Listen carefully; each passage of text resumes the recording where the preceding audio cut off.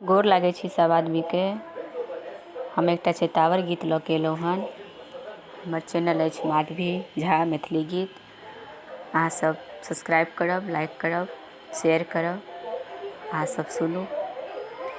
पिया बिनु सुन अटरिया हो रामा, कुहू के कोयलिया।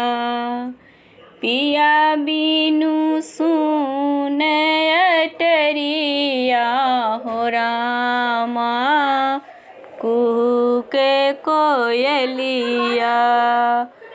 ककरा से कहबै रामा मन के विपतिया, ककरा से कहबै रामा मन के विपतिया। आनी सन लगै छै से जरिया हो रामा, कुहू के कोयलिया।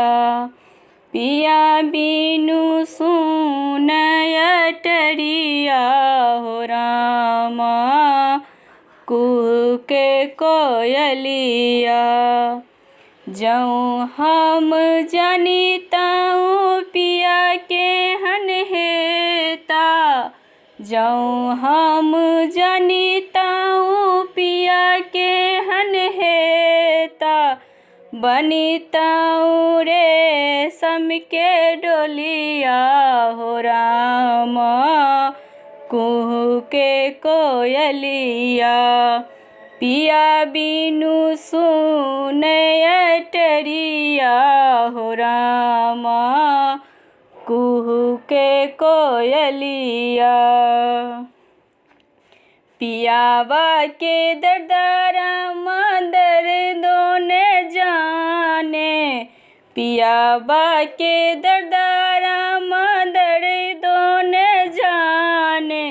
लिखलनी एकोटा न पतिया हो रामा, कुहू के कोयलिया। पिया बिनु सुन अटरिया हो रामा, कुहू के कोयलिया। पिया बिनु सुन अटरिया हो रामा, कुहू के कोयलिया।